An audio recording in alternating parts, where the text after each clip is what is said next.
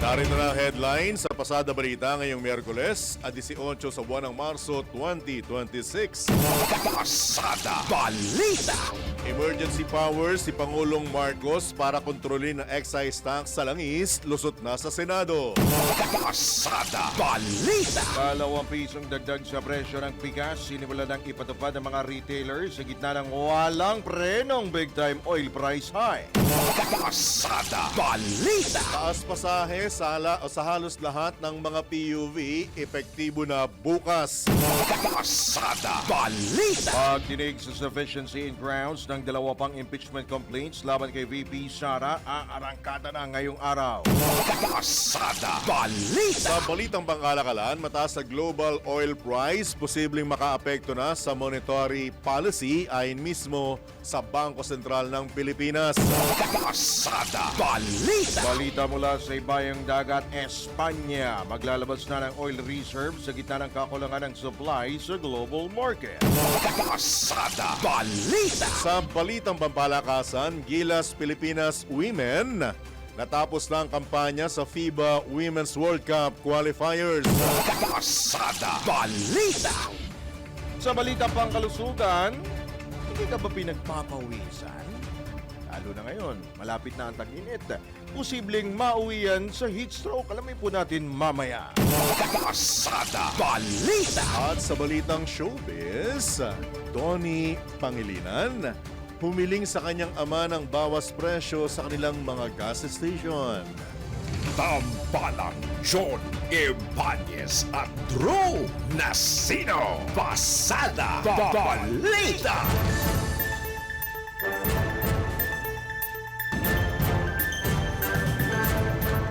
Magandang umaga Luzon, Visayas, Mindanao, Pilipinas. Kami po ang inyong tagapaghatid balita, Johnny At Banez. Drew Nasino. Pasada Balita. At ngayon, pasadahan na natin ang detalye ng mga nagbabagang balita. Pasada Balita. Lusot na sa Senado ang panukalang batas na magbibigay kapangyarihan kay Pangulong Ferdinand Marcos Jr. na suspindihin o bawasan ang excise tax sa langis. Tutugon ng Senate Bill 1982 sa patuloy na pagtaas ng presyo ng mga produktong petrolyo, dulot pa rin ang tumitinding tensyon sa gitnang silangan. Sa deliberasyon, sinasabing panukala, 17 ang bumotong pabor, habang wala namang tumutol at nag-abstain. Ayon kay Senate Committee on Ways and Means Chairperson Pia Cayetano na siyang sponsor ng panukala, maaaring maramdaman ang epekto ng suspensyon ng excise tax sa loob ng 30 hanggang 45 araw matapos itong maisabatas. Batay sa paunang kalkulasyon, kapag tinanggal ang excise tax, 11 pesos and 20 centavos ang mababawas sa presyo ng kada litro ng gasolina at 60 pesos 72 centavos naman sa diesel. Maaaring gamitin ng Pangulo ang kapangyarihan kapag sumampa o lumampas na sa $80 ang kada bariles ng petrolyo sa loob ng isang buwan hanggang sa katapusan ng 2028. Habang ibabalik naman sa dati ang excise tax kapag bumaba na ang presyo ng petrolyo at bumalik sa $80 kada bariles. Pasada Balita. Nangangamba naman si Senator Amy Marcos na malalaking kumpanya lang ng langis ang makikinabang sa suspensyon o sinusulong na suspensyon o tapyas sa excise tax sa langis. Ayon kay Senator Marcos, ang mga kumpanya ng langis ang nag-aangkat ng petrolyo at direktang nagbabayad ng excise tax, kaya't sa kanila nakasalalay kung paano maipapasa sa publiko ang epekto ng suspensyon o yung tapyas sa buwis. Bagaman pabor siya sa panukala, dapat anyang tiyaking mararamdaman talaga ito ng publiko. Iginit din ng Presidential Sister na bukod sa mawawalan na ang pamahalaan ng hanggang 137 billion pesos na kita, posibleng hindi rin bumagsak ang presyo ng gasolina kung oil importers lamang ang makikinabang. Bunsod nito, muling isinulong ni Superate ang pagsuspindi sa value-added tax o VAT sa langis dahil agad nitong mababawasan ang presyo ng mga produktong petrolyo. Pasada Balita. Inuliksa naman ni dating National Economic and Development Authority Director General Solita Munsod ang panukalang suspindihin ng fuel excise taxes sa gitna ng mataas na global oil prices. Ayon kay Munsod, isang bad idea ang nasabing panukala dahil posibleng mabawasan ang kita ng pamahalaan na mahalaga naman para sa ibang pangangailangan ng bansa. Napatunayan na anyang hindi magandang hakbang ang naturang pulisiya noong 2022 dahil sabay nitong tinamaan o tinatamaan ang target na tulong at ang kakayahan ng pamahalaan na ponduhan ang mga programa. Ito, pabor ako dito, Kuyang Drew, with your indulgence ha, mga kabalitan, kabalitaktakan. Iminungkahi Nino? ng dating NEDA chief na sa halip ipatupad ang pagsuspinde sa excise tax, eto na, apat, patawan ng wealth tax ang pinakamayayamang Pilipino upang makatulong sa pagpopondo ng mga pangangailangan sa panahon ng krisis. And I agree. Pasada Balita. Natin mararamdaman ang kanilang tunay na pagmamahal. Ang pagiging tunay na Pilipino. Tunay na Pilipino. Kaya lang, ikaw tinatanong kita, makukonsulta mo ba ang mga magulang mo sa panukalang ito? Pabor naman sila. Ha? Pabor. Nakausap mo na ba? Pabor sila. So babawasan yung biyaya mo dahil sa wealth tax na yan. Okay lang naman. Buti ka pa umaamin. Hindi mo ako tatanungin? Ikaw, ano? Wala na sila eh. At dahil nga po sa pagmamahalan sa oras na siyam na sandali makalipas po ang ika-6 na ng morning, nagsimula na silang magmahalan ng 2 piso. Ang bigas, imported at local rice po ito ng ilang retailers sabay ng malakihang dagdag sa presyo ng mga produktong petrolyo. Ayon kay Philippine Rice Industry Stakeholders Movement co-founder at co-founder Orly Manuntag, kahit nananatiling matatag ang presyo ng bigas sa pandaigdigang merkado, nagmamahal pa rin ang presyo nito sa local market dahil sa pagtaas ng gastusin para sa transportasyon at distribusyon nito. Batay naman sa pagsusuri at monitoring ng Department of Agriculture, pumalo na sa 58 pesos hanggang 60 pesos ang kada kilo ng imported rice sa ilang palengke lalo dito sa Metro Manila. Mas mataas sa target ng pamahalaan na 48 hanggang 50 pesos lamang. Napakalayo. Dahil dito pinag-aaralan na sa ngayon, pinag-aaralan pa lang sa ngayon ng ahensya ang pagpapatupad ng price cap sa gitna ng pangamba, may pangamba pa, pangamba sa posibleng profiteering. Pasada Balita. Maaaring tumaas pa ang presyo ng bigas. Eto na, kung magpapatuloy ang pagmahal ng presyo ng langis. Ito naman ang ibinabala ng Grains Retailer Confederation of the Philippines sa gitna na nagpapatuloy na kaguluhan sa gitnang silangan.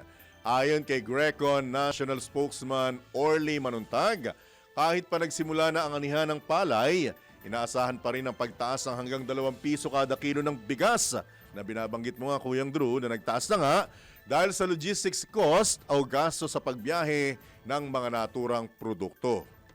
Sa ngayon po, nakikita po namin yung 2 piso po bawat kilo. Yung possible po mataas. Pero kung mas higit pa po dyan, nakikita namin siguro hindi naman siya tama sa panahon na ngayon. Kasi kung baka magkaroon ng speculation yan, kawawa naman yung mga kababayan natin. Sa ngayon po, sa pag-compute po namin, nasa 2 piso po yung nakikita po namin na tamang itataas po na presyo po ngayon. Depende po siyempre po sa laki po ng presyo na itataas. Kailangan po namin ma-compute yan. Sa kabila nito, nilinaw ni Ginoong Manuntag na nananatiling sapat ang supply ng imported rice sa bansa at magpapatuloy ang importasyon hanggang sa mga susunod na buwan. Sa ngayon po, yung sa supply po ng imported rice, tuloy-tuloy naman po na meron pong dumarating. Okay. Pakatunayan nga po, yung pong January, meron pong naibigay na 450,000 metric tons. Ngayon pong February, ganun din po. Ngayon naman pong March, April. At ito nga po sa March 23, pag-uusapan naman po yung para po sa Mayo po at onwards na importation natin dahil malapit na po yung after po kasi ngayon nag-harvest po tayo. Peak harvest po ngayon, itong March at April. So ito po yung sinasabi po natin na tulungan naman natin mga local nating farmers. At after po nito, papasok naman po tayo sa May, early lean months hanggang June, July. Ito naman po yung peak season po ng lean month season sa susunod po na quarter. Yan naman po ang tinig ni Greco National Spokesman Orly Manuntag sa panayam ng DWIZ. Pasada Balita. Rito, Johnny Bañez, makinig ka, Winner Contihino. Nangako, hindi kita iiwan. Uy, baka tayo batikusin. Nino? Ang listener natin, baka sabihin ginagawa Hindi, natin katatawanan. pinangakuan na nga kayo eh. Gusto niya pa to pa rin. Ito na nga po ang pangako ng mga manufacturer. Ang pangako po ng mga manufacturer ng basic necessities at prime commodities, hindi sila magtataas ng presyo sa loob ng 1 o 2 buwan. Ha? We, Ito ha, nakasulat. paki-record nga yan. Naka-record naman. Para may resibo tayo, ha? Ito nila ay upang maibsan ang epekto ng pagtaas nga ng presyo ng langis dulot ng kaguluhan sa Middle East. Ayon kay Trade Secretary Cristina Roque, Uy, ma'am. umabot na sa 21 kumpanya ang nangako Uy. sumang-ayon Oh. sa nasabing hakbang matapos ang kasunduan nila nitong Lunes, Marso 16. May kasunduan. Ilan anya sa mga produkto na tayo makakaasa na walang pagmamahal ang delatang sardinas, tinapay, bottled water, mga condiments tulad po ng toyo at suka. Tiniyak naman ng DTI na patuloy sila makikipag-ugnayan sa mga manufacturer upang mapanatili ang sapat na supply at matatag na presyo ng mga pangunahing bilihin. Pasada Balita. Wala ba sa pahayag ni Madam Secretary na bilang tugon ito at paghahanda Sa sa 500 budget para sa anong Aabot tawag doon? pa ba yun? Noche Buena. Hindi siya nakawala dyan, ha? Di ba? 500 eh. 500. Eh, may medianoche pa eh. Kaya, hindi, ang inaano ko lang naman dyan, nakakabalitaan, Kuyang Drew, yung condiments ang natutukan, tsaka delata. Paano kung wala kang pambili ng mismong sasahugan mo? Sahog. Paano? Saka bagay sinabi naman nung amalgamated, yung huli na natin kay Si Stephen Kua. Stephen Kua, na talagang wala namang pagtaas na mangyari. Don't panic. Sa mga manufactured. Wag Pero yung mga mag-panic. fresh, yun ang hindi natin alam kung ano Kasi mangyayari. halos lahat naman talaga, pag tumaas ang presyo ng krudo, produktong petrolyo, domino effect yan. Correct. Lahat yan naman gumagamit eh. Gagamitin mo pang Transportasyon. logistics, Correct. logistics Tama. cost. Oo. Pero huwag po kayong magagalit, ha. Medyo dinadaan namin sa malumanay at tawanan nito dahil napakabigat na mga balita, ha. Nakakalabing 5 minuto pa lang tayo. Lalo yung pambukas. Eto pa. Kapit Bayan. Epektibo na bukas, Marso 19, ang dagdag pasahe para sa mga pampublikong sasakyan sa bansa. Sabi naman, muntik naman akong... Muntik masagasaan Oo, naman yun. para namang tren yun. Kasama ang tren, engineer. Ayusin mo, ha? Ayon sa Department of Transportation, ipatutupad ang mga sumusunod na fare adjustment. Makinig, ha? Para sa mga traditional jeepney, 14 pesos para sa unang 4 na kilometro at karagdagang 2 pesos sa mga succeeding kilometers. Habang sa mga modern jeepney naman, 17 pesos para sa unang 4 na kilometro, habang 2 pesos 40 sentimos sa dagdag naman para sa mga succeeding kilometers. Para sa mga ordinaryong metro at city bus, 15 pesos sa unang 5 kilometro at 2 pesos 49 centavos naman sa mga succeeding kilometers. Habang sa mga aircon metro city bus, 18 pesos sa unang 5 kilometro at 2 pesos 97 centavos naman ang succeeding kilometers. Sa ordinary provincial buses, 12 pesos sa unang 5 kilometro at dagdag na 2 pesos 20 sentimos sa mga susunod na kilometro. Para sa mga TNVS, 20 pesos na dagdag sa base fare. Sa mga airport taxi naman, 40 pesos na dagdag sa unang 500 metro. Samantalang sa P2P buses naman, 15% increase ang existing fare sa mga ruta. Hindi binanggit dito Lapit yung lang nun, ah. Hindi binanggit dito yung ordinaryong mga taxi. TNVS lang ang binanggit eh. Bis lang. Kasi kung kasama ordinary taxi dito, kung dagdag 20 pesos na base fare, from 50, magiging 70 pesos. Dun sa mga hindi pa calibrated, 40 plus 20, 60 pesos. Ba't hindi nabanggit ito dito? Nationwide ba? Nationwide eh. no? Buong bansa eh. Oh. Sa bansa ang binabanggit dito. Oh, Alamin okay. natin ha. Oo. Kuha tayo ng ano. Kasi bukas pa naman effective ito. Siguro may time pa tayo na makakuha ng clarification. Kasi hindi kasama yung taxing ano eh. Yung ano, TNVS lang ang binanggit eh. regular taxi. Oh, yung may metro. Yung The Metro eh. Yun ang importante. Tsaka anong meron sa, ang tanong ko ha, sa airport taxi, bakit Oo. ibang dagdag sa kanila? Iba, bakit? Bakit? Dahil ba may quota sila dun sa ano? Tsaka May lapit binabayaran lang. din sila Ilang dun sa meters? ano? Per- 15. Hindi, Ay hindi, 500 meters. Oh, wala pang isang kilometro yung Dapat isang 500 kilometro meters, di ba? yun Oh, yun ang tanong natin. Alamin natin sa LTFRB to, tsaka sa DOTR. DOTR, ha? Alamin natin to kasi marami magugulat dito. Tsaka dapat, kagaya nung panawagan ko kahapon, Kuyang Drew, with your indulgence, mga kabalitan-kabalitaktakan, dapat, bago ipatupad ito, labas na matrix. taripa. Oh, labas na matrix. Kasi hindi naman lahat ng pasahero nakakapakinig eh. Abangan natin Ha? mamaya. At kung hindi mailalabas nakakabasa lahat. ng dyaryo at nakakapanood sa telebisyon para malaman nila ito. Kaya dapat may matrix para parehas. Oh, dapat naman talaga. Ha? Wala tayong problema kung mag-increase. Talaga naman ganun eh, sa lahat eh. Para lahat tayo mabuhay. Damay-damay lahat. Oo, kaya lang dapat may matrix. Dapat. Alright. At mula nga sa kalupaan, magtungo naman tayo sa Himpapawid. Ito na po. May ordinary plane ba? Wala naman yata siguro. Baka Aircon! Sumasamat ka talaga ha? malay mo, sa pagtitipid, baka magkaroon.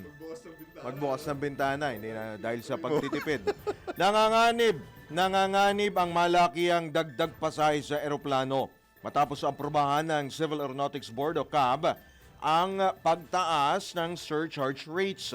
Maaring umabot sa 787 pesos ang dagdag para sa mga domestic flights.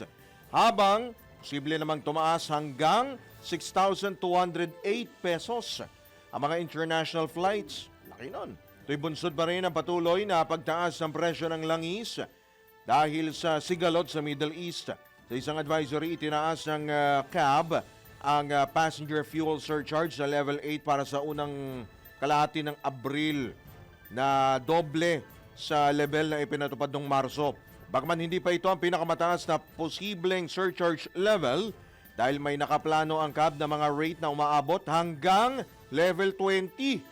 Ipinatupad ang pagtaas ng posibleng surcharge rate matapos aprobahan ng pamahalaan ang dagdag pasahe sa karamihan nga ng public utility vehicles.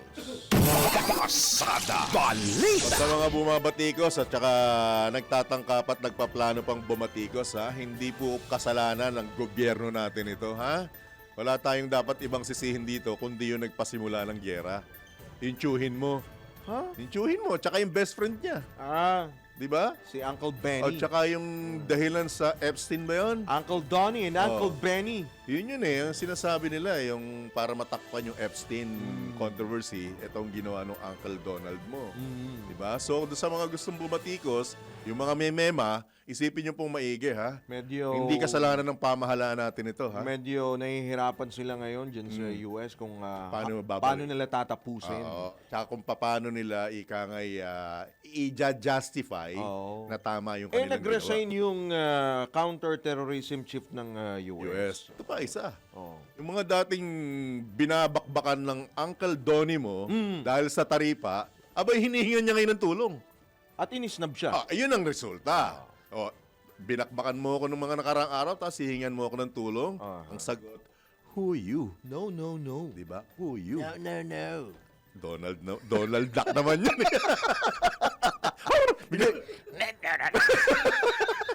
Again, wag po kayo magagalit. Pinagagaang lang namin ha. Dahil eto pa, makinig kayo.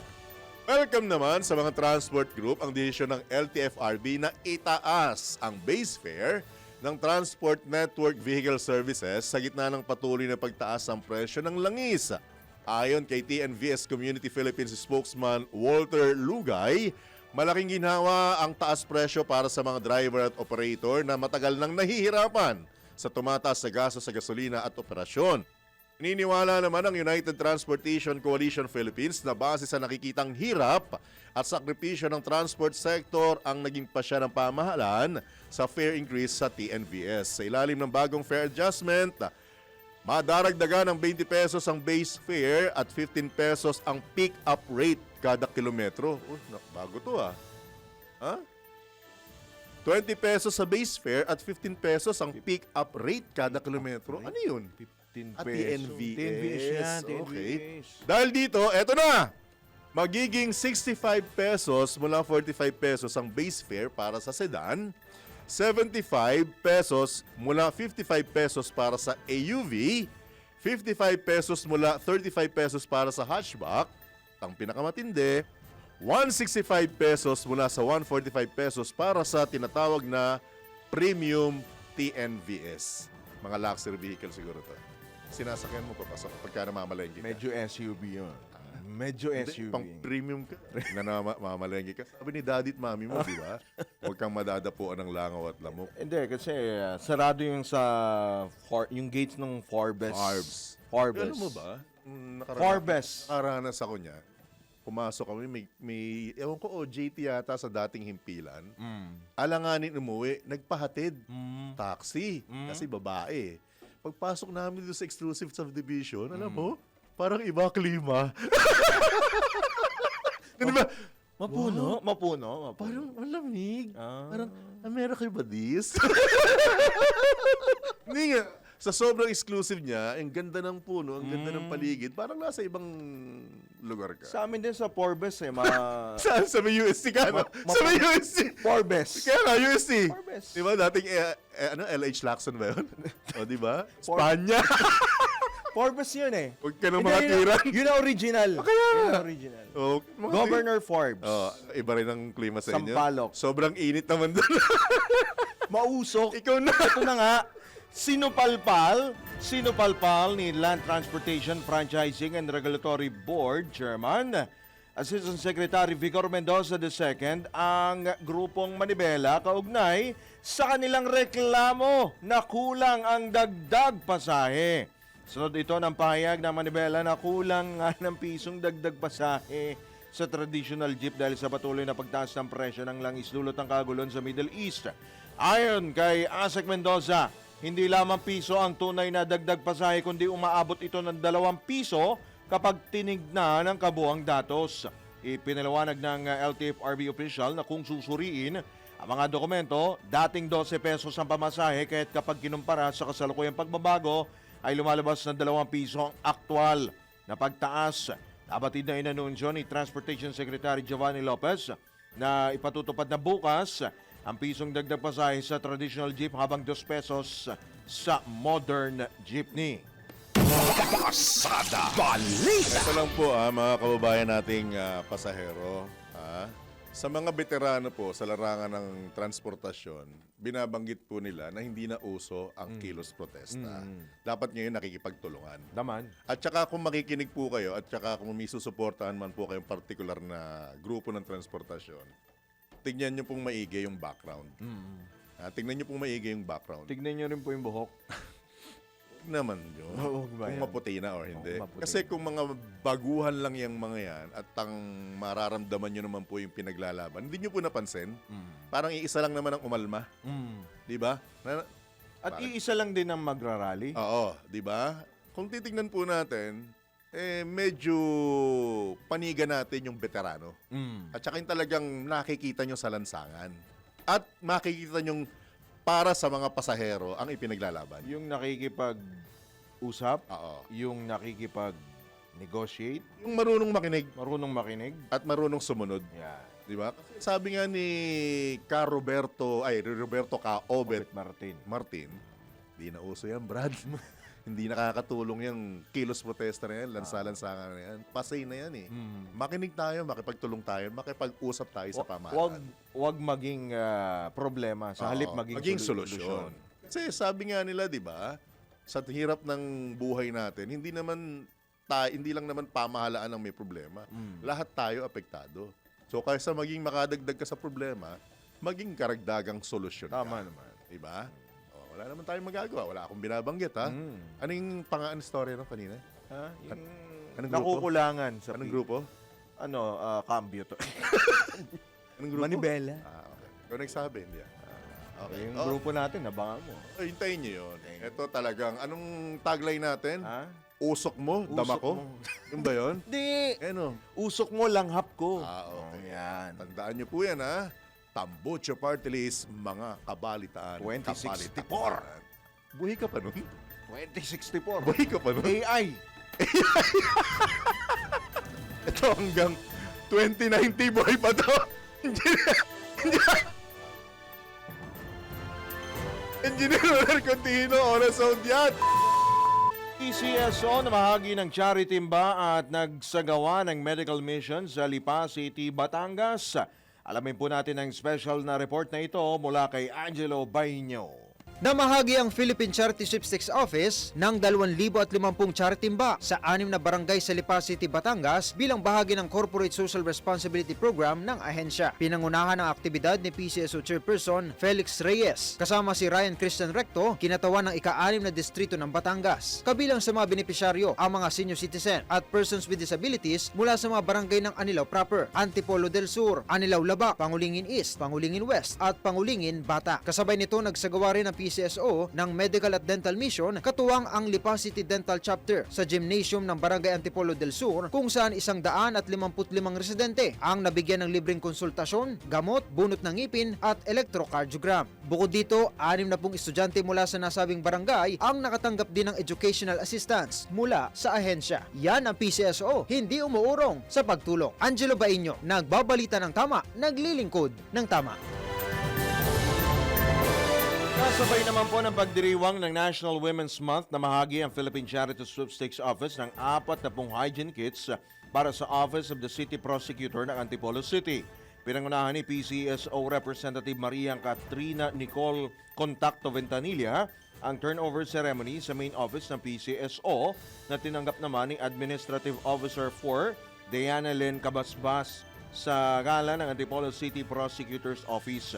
Layunin ng inisyatibo na suportahan ang training activity ng women participants na inorganisa ng lady prosecutors para bigyang halaga ang kalusugan, personal care at pagbibigay pugay sa tungkulin at kontribusyon ng kababaihan sa mga workplace sa pamagitan ng ipinamahaging tulong sa mga government offices at komunidad. Pinagtitibay ng PCSO ang kanilang commitment sa mga programa na magpapaunlad sa kabuhayan ng publiko at pagsuporta sa mga makabulang programa para sa mga Pilipino.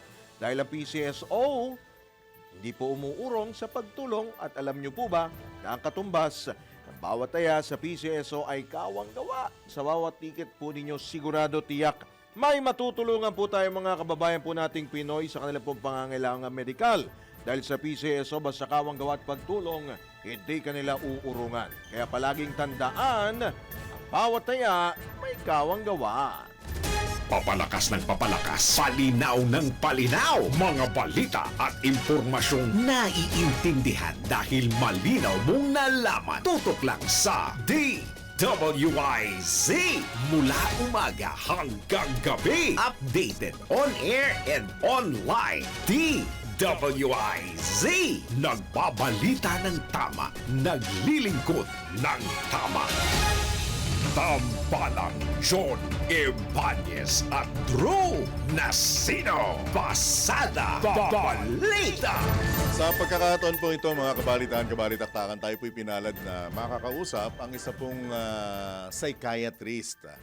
May kaugnayan po ito dun sa issue ng bullying.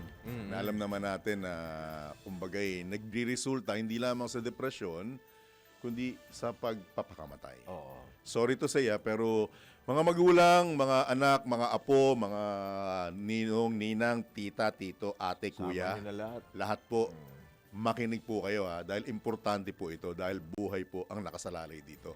Nasa kabilang linya po si Dr. Catherine Tan. Dr. Tan, good morning po. Johnny Bañez, Drew Nasino, live na po tayo sa DWIZ, Alu Channel 23. Morning po, Hello, Doc.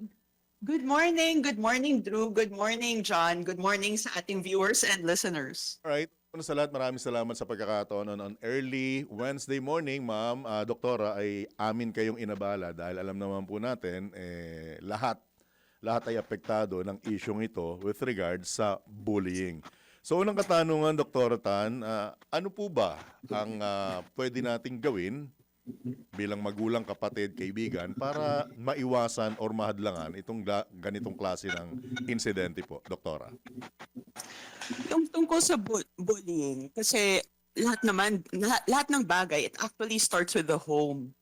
So, pag may nakikita nga tayo, may victim of bullying, actually probably the bully is also a victim too. So, I would check, I would also check yung nangyayari sa buhay ng bully, tapos lalong-lalo na pag nasa bahay din, ano yung mga sitwasyon na nangyayari sa bahay na naglalabas ng aggression, yung itong batang to, or sometimes adults pa nga sa ibang tao. Pero I guess we're talking about yung mga kabataan natin na yon, no, na ito yung nangyayari nga sa school, tapos affected din yung mga kaklase nila. That can lead to yung mga mga psychiatric conditions din that can lead to death din. Kasi dito sa binabanggit po ng Second Congressional Commission on Education o EDCOM 2, ang epekto rito is yung pagbaba naman ng kanilang kumbagay kaalaman or talino sa mga subject na math at saka science. Apektado yung kanilang Oo. pag-aaral. Hindi pa kasama rito yung ibang subject na binabanggit na mahirap din. So, Dr. Tan, ito ba ang list na pwede nating makita na epekto ng bullying? Yes, definitely. Actually, minsan may nakikita tayo mga tinatawag natin depressive equivalent among children and adolescents. So, minsan iba yung presentation ng mga sintomas na nakikita natin sa mga kabataan natin when it comes to depression. So may triad nga kami, tawag namin truancy, promiscuity, and substance abuse. So truancy, ito yung answering back, tinatawag na ng principal kasi may mga behavioral issues, running away, yun nga, grade slipping. Tapos promiscuity, so yun yung nagpa-porn, yun having sex, yun nga, interrelating with other people nga. And then when it comes to substance abuse, so akala natin na teenager nag-experiment, pero yung pala nakikita natin yung pattern, smoking, drinking, and then yung na-mention ko earlier. So yung mga ganitong bagay, so kadalasan dinadalangan ng parents sa amin na tigas ng ulo, ayaw makinig and stuff like that. Pero kasi they're or nagbabarkada na raw. Pero yun nga, Outlet pala. the kid wouldn't look for affirmation outside kung accepted naman siya and welcomed at home. Right. So we would check ano yung situation at home. Opo. Doc, pasensya na. Ang tanong ko naman, bakit may mga taong hinahayaang mabuli or ibuli sila? It also depends na ano ang yung na-pick up nilang mga behaviors also at home. So what if growing up, kasi kadalasan, di ba yung practice natin, yung culture natin, bawal sumagot sa parents, bawal magbigay ng opinion, or minsan sa bahay, magsasalita yung bata, "Hi, sorry, busy ako." So nade-dismiss yung mga sinasabi nila. So what yung nangyayari ay parang natatrain yung bata na hindi aware ng parents natatrain yung bata na wag na lang ako magsalita kasi baliwala naman yung sasabihin ko. So because of that then, hindi sila nagsuspeak up pag sila ay may nangyayari na pala. Doc, Or they don't pasensya na. feel- Opo, pasensya na. Yeah. Pero when it comes to bullying na may pananakit, bakit hinahayaan ng mga binubullying? Sinasaktan sila nang hindi sila gumaganti or nagsusumbong. So actually pwede rin nagsusumbong sila pero they were told, "Ay, hayaan mo lang." Di ba may mga ganyan nga na parang hindi, ignore mo lang. So parang, reprimand, ganon. yeah. So yung parang minimize nga yung situation. So nakikita ng bata, it's like, ay, ba't pa ako magsusumbong kung gano'n lang yung Useless din sasabihin pala. sa akin? Yes. So Alright. kailangan, we exercise empathy and understanding sa Opo. mga kids natin pag nag-approach na sila asking for help. Instead of, parang we have to take, there are situations that we also have to take charge then na i-report sa authorities then. Pero malaking bagay yung, yun nga, yung environment nila at home. Kasi whatever you teach, whatever you show as an example, whatever you imbibe sa inyong mga anak, yun din ang ipapakita din nila sa mga kapwa din nila. Opo. So, Doktora, ano ho ang maaaring gawin po ng halimbawa tayong mga magulang, di ba? para hindi naman mabuli o mambuli yung mga bata, lalo pag dating sa kasi iba Eskwela. sa eskwela, 'di ba? Sa bahay, disiplina, 'di ba? So, kung iba na ngayon ang trend, so dapat ganun na rin ang ano natin. Mag-a-adjust ba ang Mag-a-adjust ba magulang ang sa magulang? environment, Dr. Tan? Well, ito probably the reason why kids are like this kasi nag-change din yung parenting ng mga magulang. So nakikita natin yung pattern na yon, 'di ba? Both parents are working. Hindi nabibigay ng ample attention yung bata. Hindi natin na-realize na, it's not just feeding the kid 3 meals a day at pumapasok siya sa school and then yung conversations ay kamusta grades mo? Kamusta ang school? That's it. Pero dapat ma-realize natin napakalaki yung responsibilidad as parents. So I would always say nga, whatever you do, whatever you don't do, whatever you say, whatever you don't say, your kid looks up to you. I don't know kung Gen X ba kayo at may commercial dati yung yung bata para sa kanya ay tama pag ginagawa to ng mas matanda. Bawat ginagawa ng matanda sa mata ng bata ay tama. Tama. Opo. Panahon po ni Kuya Wenner. That's spot on. So, kung magtataka kayo na, ba't ganito yung anak ko? Probably reflect on ano yung parenting style nga natin. Hinayaan ba natin growing up? Kasi yun nga, sobrang focus tayo sa, yun nga, syempre, ang hirap na ng buhay na yon na, lalo na the oil prices are going up, so focus tayo sa mga expenses, na-challenge tayo. Of course, physically, we're so tired din. Pero, once we allow a human being to come into this world, napakalaki yung responsibilidad at yung mga principles, yung mga behaviors, yung mga teachings ay galing sa bahay. Po. So yung home natin ay yung first teacher natin. Dr. Tan, para bang in short of saying na kung ano yung puno, yun ang bunga sa sinasabi ninyo? Yes, definitely. Applicable pa rin po ba sa ganitong henerasyon yan, Dr. Tan? Oh, yes. Kasi there are several factors to it eh. Aside from yung genetic yung predisposition. Yeah. Pero yung environment na bibigay din natin. And then kadalasan, yung environment na kinalikihan ng mga parents natin, mga grandparents natin, yun din ang gagayahin para sa mga kabataan natin. Prevalent pa rin siya. So the problem is, nagkakaroon ng generational trauma pag hindi natin na-realize may mga mistakes pala nangyari. So, di ba, minsan ina-assume nila na, I hate this term they keep calling the younger generation weak. Pero sino ba nagpalaki sa kanila? These are the Gen X, which I am a Gen X. These are the Gen X and the boomer generation. There is something off, kaya't may mga behaviors na ganito, yung mga next generation natin. So, we have to realize na may mga parenting styles, may mga interactions, may mga influences na very important para sa kabataan natin. Right. Dr. Tan, with your indulgence, hindi ko na ilalayo yung example. Ako na, sa akin. Kasi nung high school po ako, hindi ako nabully. Ako nang bully. Okay, Yes. ganito. Dumating sa punto na maliit lang ako nung high school ako, hindi naman ako ganito kalaki, hindi rin ganito Parang kalaki si senyor, katawan ko. ganun, oh. Hindi naman ganun. Hindi maganda. Dumating sa punto na maglalagay ako ng konting barya sa palad ko, gaganon lang ako. Iikot lang ako sa loob ng classroom. Automatic yun, mapamalaki, lalaki o babae, nagbibigay. Kumbaga ako yung nambubuli. Pagka hindi nagbigay, konyat sa akin yun. Kolektor ka pala.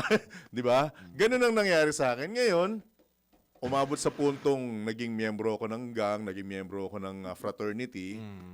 Kung ganun ang asal na sinasabi niyong mamamana ng anak or kabaligtaran po ng anak kong lalaki. Napakatahimik ng anak kong lalaki.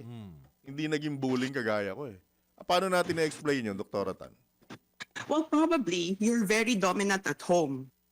And Natakot? then, yung nare-read ng anak ninyo, it's like, okay, if I'm gonna speak up, like my dad is dominant at home, so does my opinion matter? So that could be a possibility. Actually, one of the things that I would also consider, so growing up, it sounds like you're looking for affirmation outside. What is going on at home while growing up? So outlet iba-iba yung mga talaga. versions ha. Yeah, iba-iba. Kasi yun nga, parang you're looking for belongingness Saka in a attention. fraternity. Attention. Yeah. Attention. Yeah, and then you're looking for power. So what is going on at home that you feel powerless if you're looking for power outside? Outlet talaga, naghahanap ka talaga. Doon talaga nagkakatalo. Pero kung Yeah, so Opo, pero bakit dumarating sa punto talaga, yun ang hindi ko magets, ma'am eh. Ay, doktora, pasensya na. Kung bakit, kasi wala namang mambubuli ko, walang nagpapabuli eh. Actually. pero in the first place, so that's the same thing as wala naman mag-rape kung wala naman rapist kung may Aakit? nagpapatempt. O, Yeah. nakaakit? Pero in the first place, ba't kayo nang rape? So it's give and take. It's Alright. cause and effect. Okay. So, paano So, po habang- natin ito so- mahadlangan, Doktora Tan? Para maiwasan na po Kasi natin. dumarating sa puntong nagpapatiwakal eh. Opo, ma'am. Di ba, Doc? May Well, mga, it's always- opo, it's may mga always the cases po home. na naire-report. Home pa It's rin. always the Sa home. bahay pa rin. Sa field ko, it's so frustrating a lot of times eh. 100% it all starts at home. 100% it all starts with even the conception of the person, how the person was brought up. So, meron tayo mga misconceptions na, the parents is doing best for the kid. Pero a lot of times then, we have incompetent parents eh. And it greatly affects yung, the kids, and then later on when they grow up, they have these issues. And then a lot of times then, they don't realize nga, the parents, because there's no handbook on how to raise people. Naman. And it's so difficult, diba? How you navigate through this world nga, and then through its challenges. And then lalong-lalo na may mga misconception na, you have to have children because, pero yung pala hindi tayo handa emotionally, financially. So ang daming factors that can come into play when it comes to the challenges that parents have when it comes to raising kids. Pero sana before we make that decision, have that mindset na what can you give to your children kaysa what your children can give to you. Kasi they don't owe anything naman to us as parents kasi tayo naman nag-decide to bring them into this world. Actually. So what nga eh. can we provide? Not just financially pero emotionally, mentally, the support, yung unconditional acceptance of these people. Hindi yung what can they ano yung pwede nilang ibigay sa inyo na to take care of you, to be your life insurance policy. So sana naman let's think na yung what is good for them kaysa what is good for us. Alright. Karagdagan ka pa po bang panawagan or paalala? Payo po sa mga papayo magulang at bawat, sa mga bawat isa? estudyante rin po. Kahit Go sa ahead mga po. teachers na rin po, Doc. Well, I think actually naawa sa mga teachers na a lot of times the parents put a lot of responsibility on the Nabe-blame teachers. them. But the school is the second home. The primary home is still home. The first teachers are yung parents pa rin. The parents are still responsible. Kaya I do agree with the bill that's being considered na to put accountability with the parents. Kasi a lot of times, kahit report na ng school, pero if the Wala. parents are not taking action then, it's still a problem. And then sino yung kawawa? The ones caught in between are usually the school mga teachers or even the victims, diba? So it has to be a community cooperation na hindi lamang targeting na yung mga bullied, pero also considering na why is my kid bullying then? Right. Dr. Tan, as always, maraming salamat sa pagkakataon. Good morning po sa inyo and good luck po sa ating lahat. Ingat po kayo, God bless Doc. po. Salamat po. Bye-bye! Salamat Alright. po. Yan po mga kabalitan, kawali-taktakan ng psychiatrist na si Dr. Catherine Tan. It boils down to the parents. Aray, sakit, Saba. tayo pa rin. Anyway, pero talagang problema ng lipunan nito Tsaka talagang kung paano mo pinapalaki ang mga magulang, mga anak mo. Hindi ako nabubuli. Hindi naman ako. Ha? Hindi naman ako nambubuli at hindi rin naman ako nagpapabuli. Non-existence ka yata eh. Hindi, ganun talaga pagka anak mayaman at gwapo. Ganun talaga. Pag-artistahin talaga, hindi nabubuli. Kaya kilala ako ng principal eh. Suki. Suki na. Guidance counselor. Hindi, friends kami nun. Friends ng... Principal. Doon ka ba lagi nagre-report? Hindi sa classroom? Ha? Sa class? Sumalangit nawa. Okay. Ito po, ang principal. Principal suspect, Kunal Contino, oras sa udyat. Principal sponsor. Pagkakataon ito, tayo po muna ay magaltanga. Palamin po natin ang ating pong almusalin, ang panangalian hanggang hapunan mula po sa ating ina. Ang ina ninyong lahat sa palengke. Ang inaabangan po natin si Aling Beth Samson. Aling Beth. Magandang morning, Aling Beth. Welcome back. Yes, good morning John, good morning Drew. Napakaganda ng mga talakayan kanina. Anyway, ang almusal namin ay palitaw. Uy, namiss Palitaw. ko yan.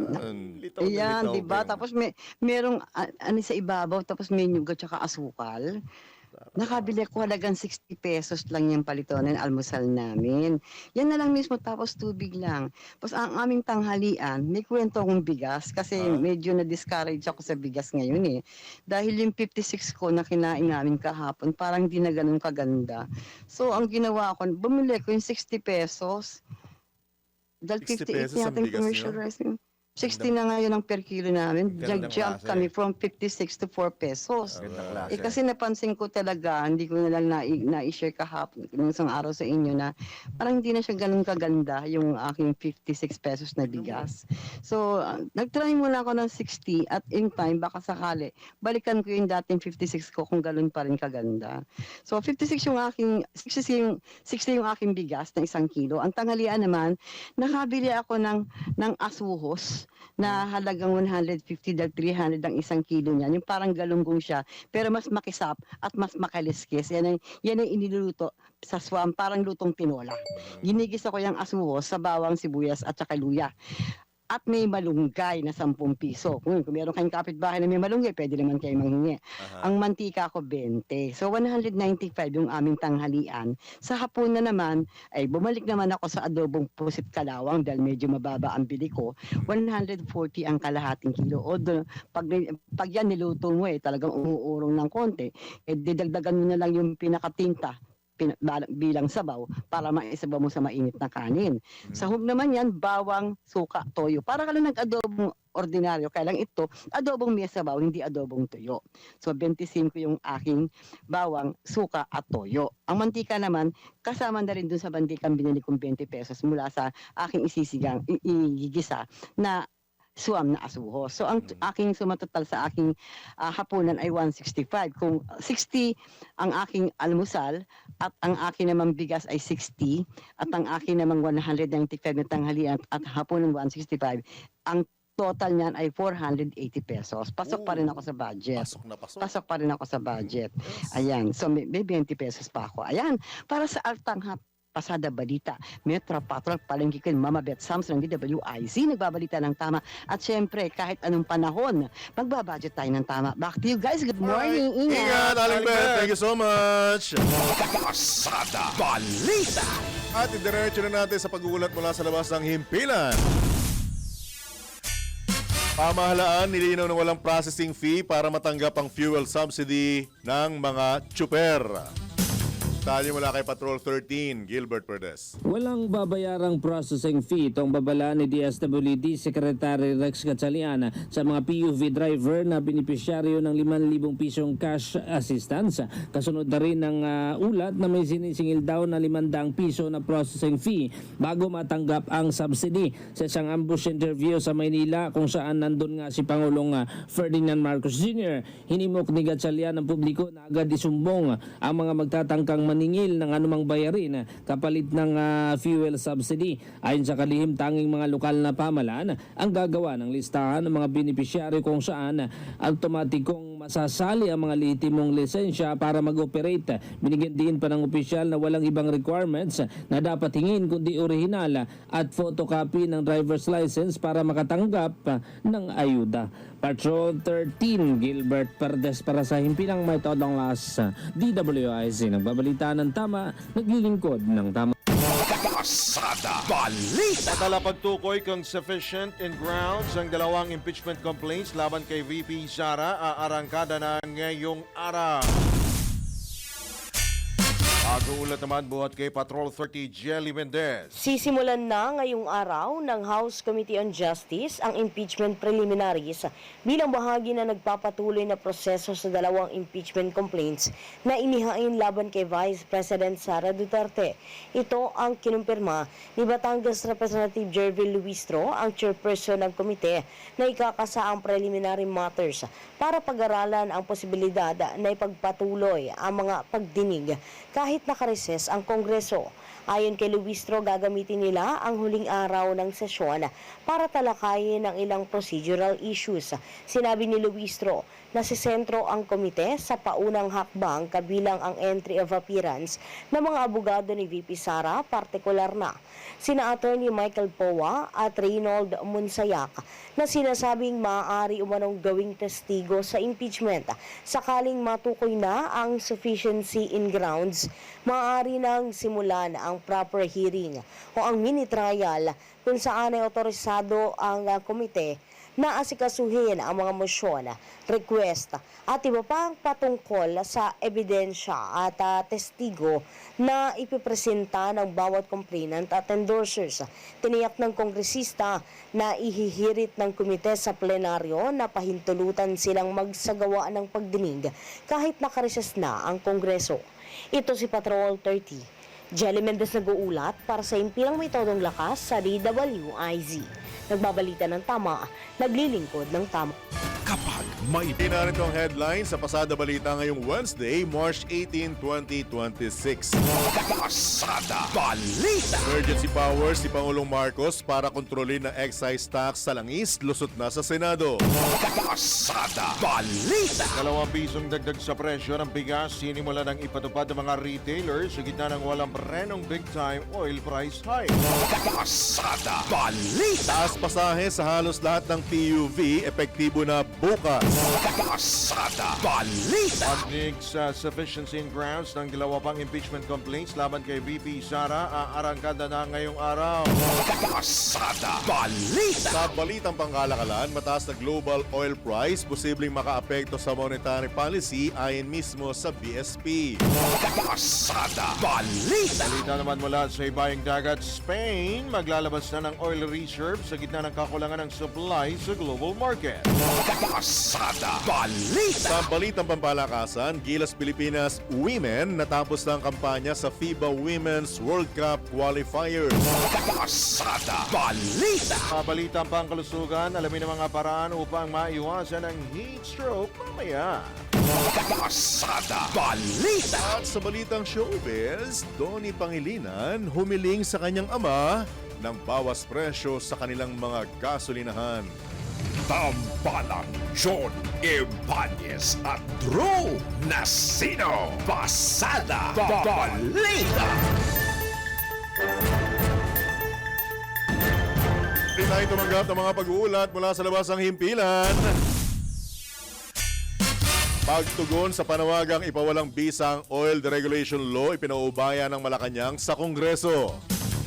Detalye nagbabalik Patrol 13, Gilbert Perdes. Dumistansyang Malacanang mula sa mga panawagang ipawalang bisa ang umiiral na Oil Deregulation Law para mabigyan ng kapangyarihan ang gobyerno na kontrolin ang presyo ng langis sa panahong may krisis at mataas ang presyo ng produktong petrolyo. Sa press briefing sa Cebu, sinabi ni Palace Press Officer Undersecretary Claire Castro na nasa kamay ng Kongreso ang pag-aaral sa mga panawagan para malaman kung ikagaganda ba ng sitwasyon ng bansa ang pagripil sa nabanggit na batas.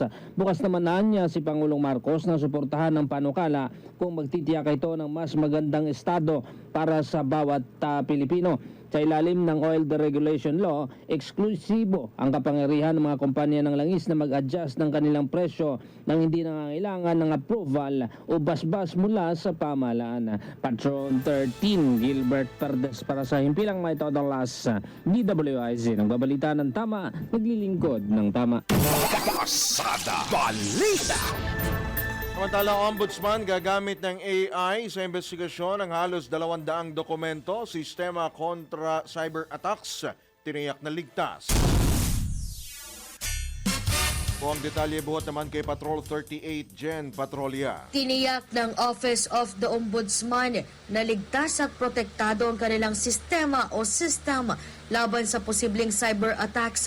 Kasunod ito na pahayag ni Ombudsman Jesus Crispin Remulla na gagamit ang kanilang tanggapan ng artificial intelligence sa pagproseso sa halos 200 kahon ng datos o dokumento na isinumite ng Independent Commission for Infrastructure bilang bahagi ng patuloy na investigasyon hinggil sa flood control projects.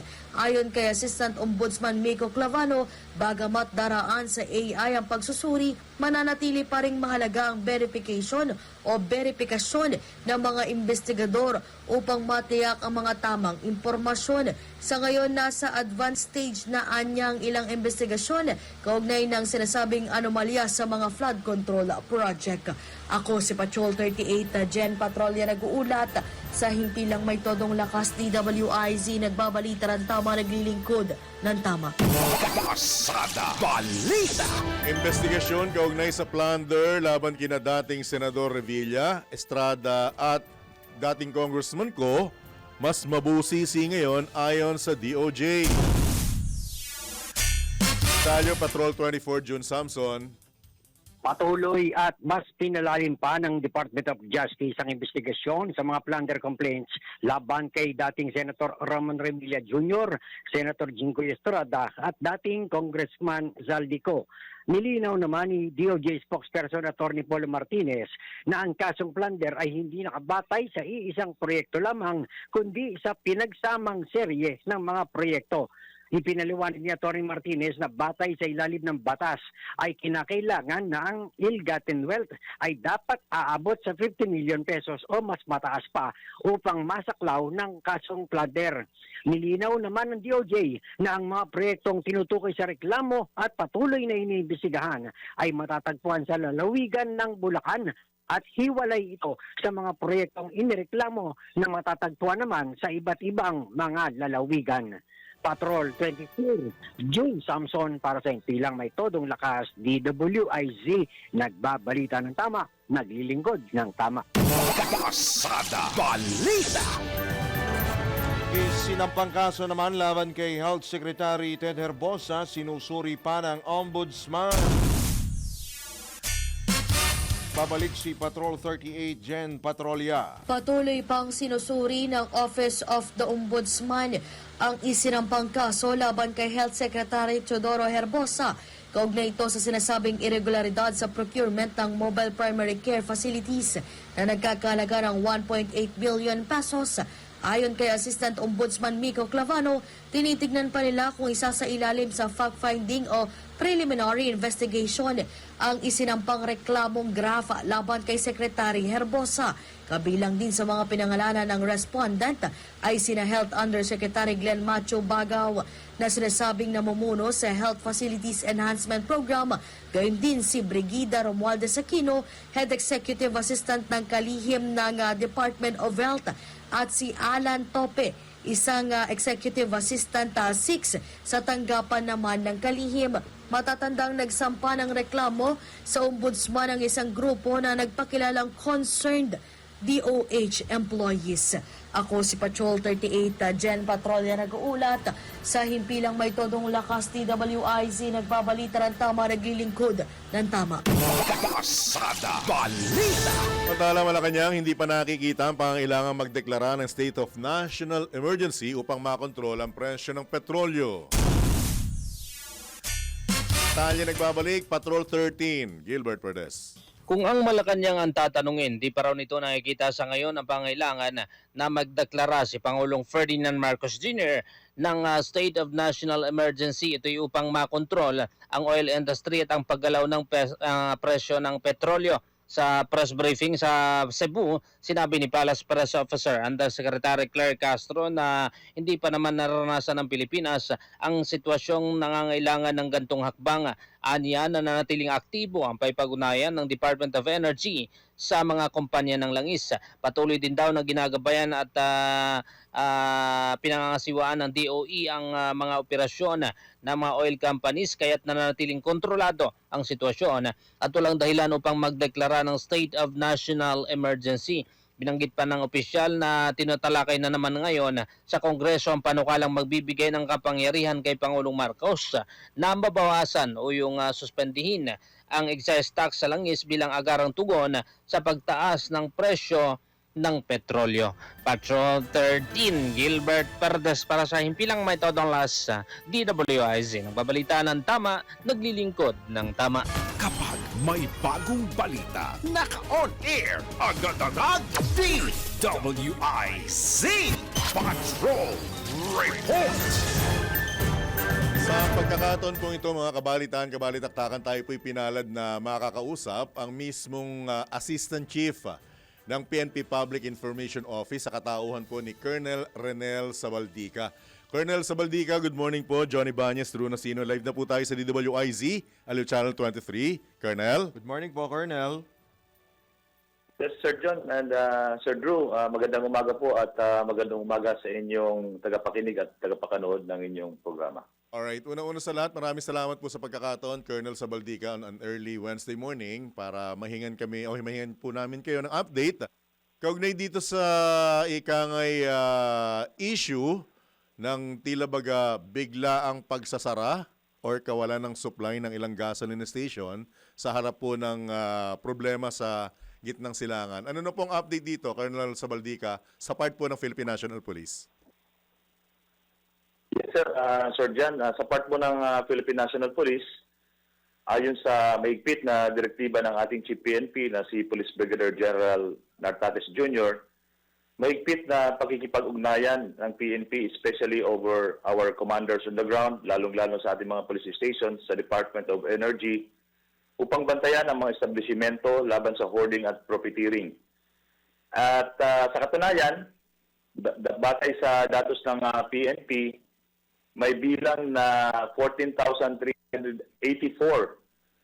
gas stations. At batay dito, meron na tayong natalaan na nagsara na gasoline stations due to the oil crisis na umaabot sa 331, Sir John and Sir Drew. 331. Nagsarapan samantala po ba or totally? At saang mga area po ito with your indulgence, Colonel Sabaldica? Nationwide po itong pagsasara. Itong 331 ay meron sa Region 1, 35, sa Region 2, 76, Region 3, 16, 4A, 30, 4B, 11, Region 5, 42, sa Region 6, 17, sa Region 7 ay isa, merong 21 sa Region 8, Region 9, 10, 25 sa Region 10, 12 sa Region 11, at 3 sa Region 12, 4 sa Region 13, sa Cordillera ay 13 at sa Negros Island Region ay 15 na umabot sa 331 po. Wala pong NCR, Colonel Sabaldica? Wala po sa NCR. Sa ngayon, as of now, Sir John. Ang pagkakaalam nyo po, ito'y nagsara dahil sa kawalan na po ng supply? Yun po ang sinasabi ng ating mga police stations na nagbabantay on the ground dahil nga dito sa consistently na pagtaas ng presyo, apektado yung mga shipping and transport insurance and logistic cost ng ating mga kumpanya. Po, Colonel Sabaldica, kayo naman po, sa hanay po ng PNP, ano po ang ginagawa po ninyong mga hakbang para po, kumbaga, syempre, lahat naman tayo dito apektado. Makatipid. Paano ho ang mga mga paraan ang ginagawa po ninyo para po makatipid? Maapektuhan din ba yung operation po ng PNP dahil dito? Mababawasan ba yung mga magpapatrol ng mga police mobile? Well, ang instruction ng ating Chief PNP, hindi po maapektuhan yung mga pagpapatrolya ng ating mga kapulisan. Bagkus ay binibigyan sila ng direktiba na hanggat kung hindi naman kinakailangan ay huwag masyadong gamitin yung ating mga sasakyan. Kumbaga may konting pagtitipid din, Sir John and Sir Drew. Alright. Hanggang saan po ang kapangyarihan ninyo, Colonel Sabaldica, sa mga gasolinahan? Kailangan bang right there and there, magsasagawa kayo ng investigasyon para malaman kung ano yung talagang dahilan kung ba't sila nagsara? Yes po, actually ang direktang may mandato dito sa mga ating mga fuel establishments ay ang ating Department of Energy. So pag meron sila po ang pangunahing ahensya para mag-identify kung talagang meron paglabag sa batas. At i-assist natin sila para sa ang pagsasampa ng reklamo. Opo. Yung mga gasoline station po ba, tuloy-tuloy pa rin po ang pagbabantay po ninyo dyan, Colonel? May mga naka-deployed pa rin po Yes kayo po. mga tao? Yun po. Rotate po.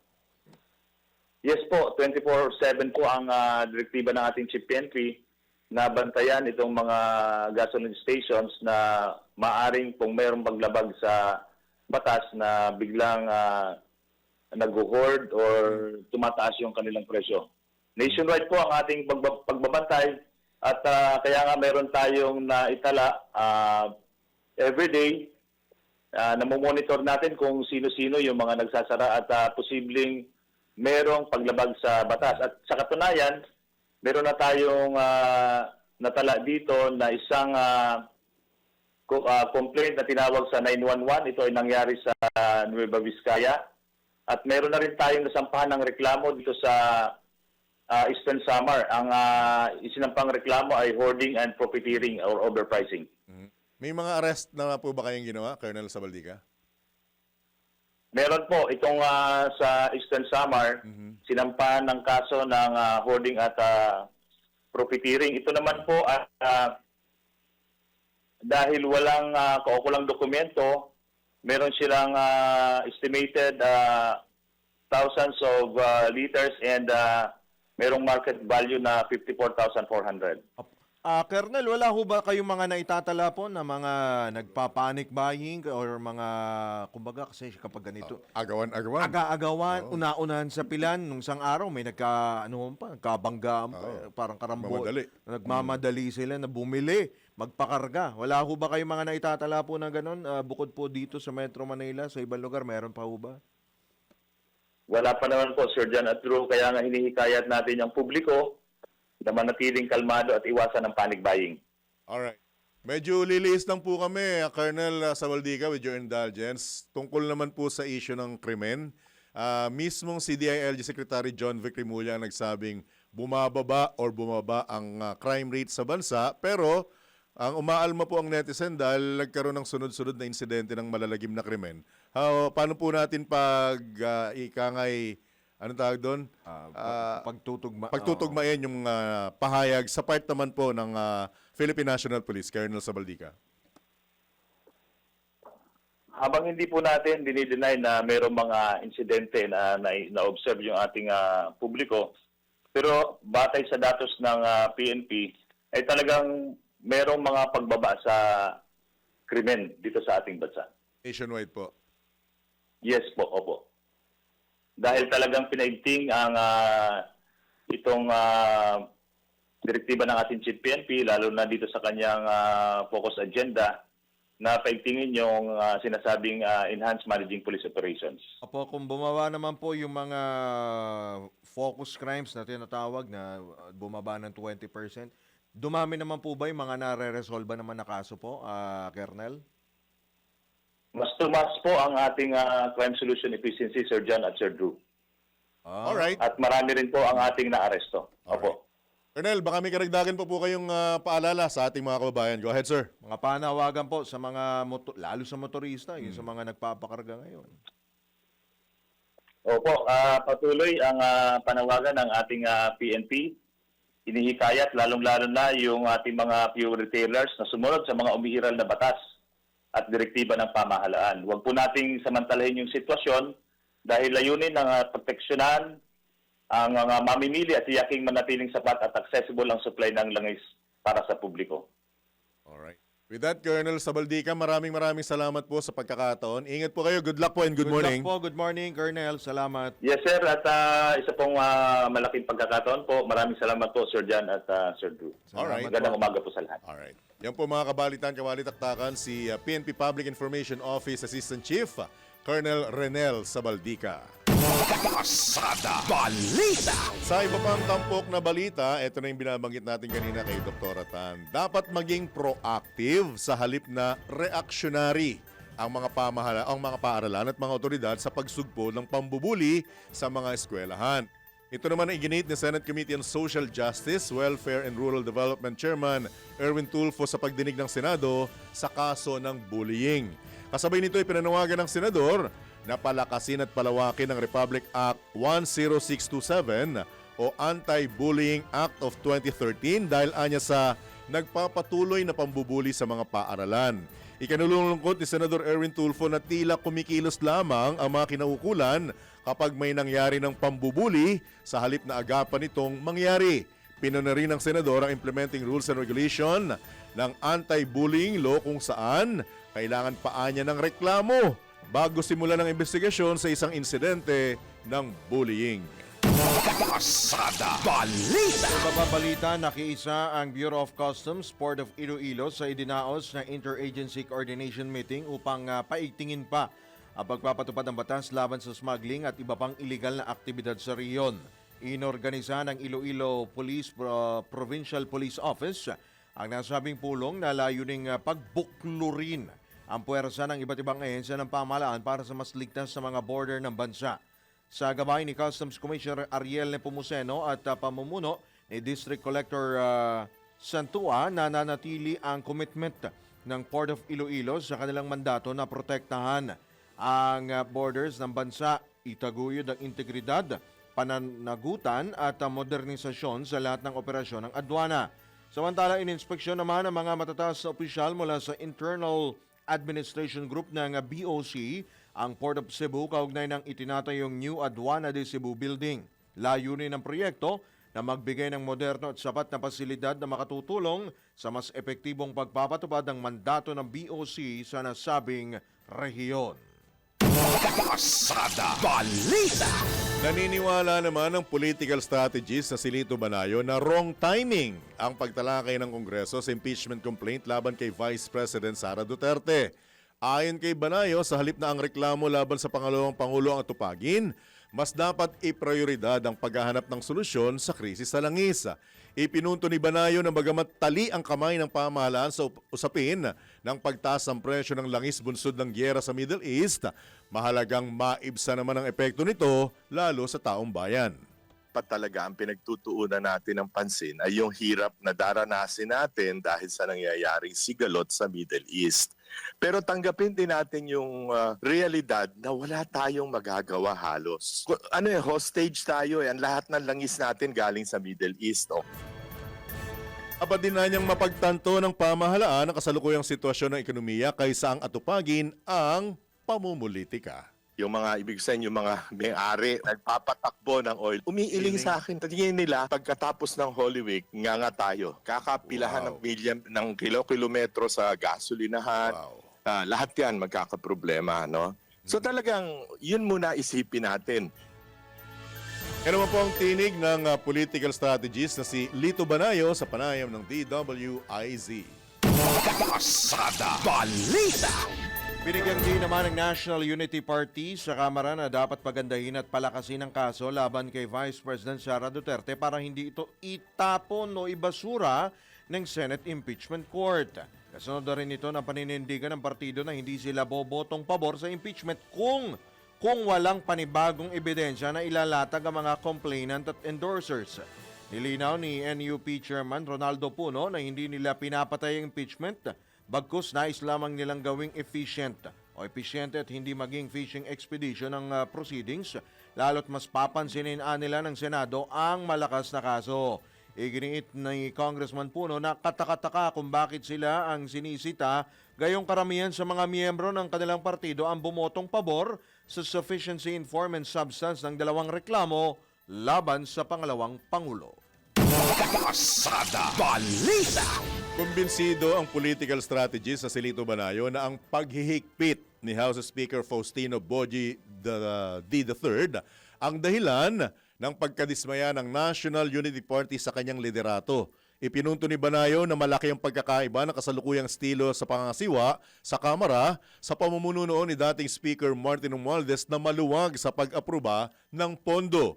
Gayunman, ang kaluwagan anyang ito ang naging mitya upang mapatalsik bilang leader ng mababang kapulungan si Congressman Romualdez nang pumutok ang issue ng flood control scandal.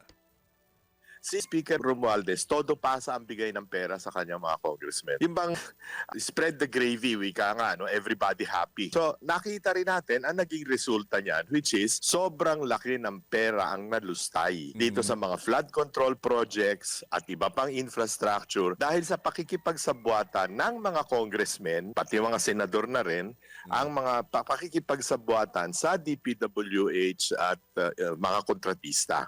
Dahil dito sa krisis na ito, natanggal si Speaker Romualdez, di ba? Pumalit si Speaker Bogie D na ibang klase leadership nito, tahimik, di siya yung ganon. Lalo na't alam naman niya kung gaano kahirap ang dinaranas ng ating ekonomiya ngayon. So syempre, hindi pareho nung araw na itong si DBM Secretary Amina Pangandaman, kung ano sabihin ni Speaker Romualdez, labas ng pera, yung bago ngayong DBM Secretary na career official, takot yan kumilos. Samantala, hindi rin anya maaalis ang posibilidad na magkaroon ng balasahan sa liderato ng Kamara at Senado bago mag-ikalimang State of the Nation address si Pangulong Ferdinand Marcos Jr. So, hindi natin matatanggal yun. Hindi rin natin may tatatwa na lahat naman ng congressman siguro may ambisyon na sarili. No? May gustong ganitong committee, ganitong committee. Talagang ganyan ang politika natin. Naman po ang tinig muli ng political strategist sa Silito Banayo sa panayam ng DWIZ. Oras po naganap na alas 7:31 na ng morning sa pagpapatuloy pa rin ng ilang pa mga balita. Ineberipika na ng Office of the Ombudsman ang alegasyon ng 18 dating nagpakilalang Marines na sinasabing naghatid ng mali-maletang pera sa ilang opisyal ng pamahalaan. Ayon kay Assistant Ombudsman Attorney Miko Clavano, sabay na isinasagawa ang investigasyon sa nilalaman ng joint affidavit ng grupo at ang pagpapatunay sa kanilang mga pagkakakilanlan. Iginiit ng opisyal na hindi na kailangang hintayin ang verifikasyon ng mga pagkakakilanlan ng mga dating sundalo bago umusad ang pagsisiyasat sa mga paratang. Hinihintay na rin anya ng Tanod Bayan ang 18 magkakahiwalay na affidavit mula sa abogado ng grupo na si Attorney Levito Baligod upang mas mapagtibay ang kredibilidad ng mga testimonya. Nilinaw naman ni Clavano na magsasagawa muna sila ng evaluation at fact-finding bago padalhan ng sabpina mga naturang sundalo dahil joint affidavit pa lamang anya ang sinumite at hindi pa formal na reklamo. Pasada Balita! Nais ng National Food Authority na mabigyan sila ng emergency powers upang direktang makapagbenta ng mas murang bigas sa publiko sa gitna ng tumataas na presyo nito. Ayon kay NFA Administrator Larry Lacson, kung maaprubahan ng emergency powers, mas mabilis na makakapag-intervene ang ahensya sa merkado upang maibsan ang paghihirap ng mga mamimili. Dapat anyang maalis ang mga middlemen at direktang makapagbenta sa palengke upang mapababa ang presyo ng bigas. Patay sa plano ng NFA, nais silang ibenta ang bigas sa presyong, makinig kayo ha, 33 pesos hanggang 36 pesos bawat kilo sa mga lokal na pamahalaan at kadiwa stores na maaaring ibenta sa publiko ng mas mababa kaysa commercial rice. Pasada Balita! Inamin ni National Defense Secretary Gilberto Teodoro Jr. na hindi kayang tugunan ng Pilipinas ang panawagan ng US President Donald Trump na magpadala ng mga barkong pandigma upang eskortan ang mga oil tanker na dumaraan sa Strait of Hormuz na isinara ng Iran bilang resback sa mga pag-atake ng Amerika at Israel. Ayon kay Secretary Teodoro, walang kakayahan ng Pilipinas sa kasalukuyan na magsagawa ng escort mission sa naturang lugar. Gayunman, binigyang diin ng kalihim na handa naman silang tumulong sa anumang hakbang na makatutulong sa pagpapababa ng tensyon, lalo na at maaring Filipino seafarer at mga overseas Filipino workers ang nalalagay sa panganib. Samantala, binatikos naman ni Trump ang mahinang tugon ng ilang mga kaalyadong bansa sa kanyang panawagan na magpadala ng mga escort warship upang samahan nga yung mga tanker sa Strait of Hormuz na dinaraanan ng halos 20% ng supply ng krudo sa buong mundo. Pasada Balita. Ibinunyag ni dating DPWH Undersecretary Roberto Bernardo na nakatanggap siya ng humigit kumulang 130 million pesos na balato mula kay dating Ako Bicol Party List Representative Zaldico. Kanyang pagharap bilang state witness sa Sandigan Bayan 6th Division, tinabi ni Bernardo na ibinigay sa kanya ang naturang halaga sa pagitan ng 2023 hanggang 2025. Ayon kay Bernardo, umabot sa 100 milyong piso ang ibinigay sa kanya sa pamamagitan ni dating DPWH 1st District Engineering Office, District Engineer Henry Alcantara, abang 30 million pesos naman ang dumaan kay dating DPWH Region 4B Regional Director Gerald Pacanan. Dagpan niya ang perang dumaan sa pamamagitan ng Alcantara, hinati sa 40 million noong 2023, 40 million noong 2024 at 20 million noong 2025. Abang ang 30 million pesos dumaan na sinasabing dumaan kay Pacanan, tig 10 milyong piso bawat taon mula 2023 hanggang 2025.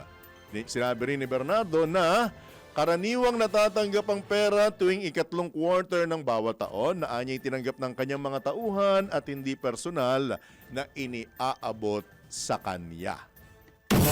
Pasada Balita. Aprobado na ng Department of Justice Panel of Prosecutors ang dagdag na 4 na bagong respondents sa plunder case ni dating Senador Ramon Bong Revilla Jr. kaugnay sa mga sinasabing anomalya sa flood control projects. Ayon kay DOJ spokesman Attorney Polo Martinez, pinayagan ng panel ang hiling ng NBI na isama sa kaso sina DPWH Engineers Denril Cesar Cortuna, Manny Bulusan, Ruel Umali at Arturo Gonzalez Jr. habang tinanggihan ang pagtutol ng kampo ni Revilla. Sinabi ni Attorney Martinez na ihahain sa korte ang kaso upang matukoy kung sapat ang ebidensya para magpatunay ng prima facie case na may makatwirang posibilidad na magkakakulong. Sa kabilang banda, sinabi naman ng kampo ni Revilla sa katawan ni Attorney Carlos Villaruz, abogado ni Revilla, na pag-aaralan muna nila ang mga sagot o counter affidavits ng 4 na bagong co-respondents bago sila magbigay ng formal na tugon. Binanggit din ni Martinez na may hanggang Marso 30 ang mga respondent para magsumite ng karagdagang kontrasalaysay kung kinakailangan. Pasada Balita. Naipasa na ng Department of Justice sa Ombudsman ang mga reklamong inihain ng NBI laban kina Senador Joel Villanueva at Sally Santos kaugnay sa mga anomalyang flood control projects. Ayon kay Justice Spokesman Polo Martinez, magsasagawa ang Ombudsman ng sariling pagsusuri para malaman kung may sapat bang ebidensya para ihain ang kaso sa korte. Iwanig pa ni Atty. Martinez, dahil may salary grade 27 pataas ang mga sangkot na opisyal sa kaso, nasa jurisdiksyon ng Ombudsman ang investigasyon at posibleng pagsasampa ng kaso sa Sandigan Bayan. Pasada Balita. Samantala, Malacanang pumalag sa naging pahayag ng abogado ni dating Pangulong Duterte laban kay Pangulong Marcos. Ulat buhat kay Patrol 13, Gilbert Perdez.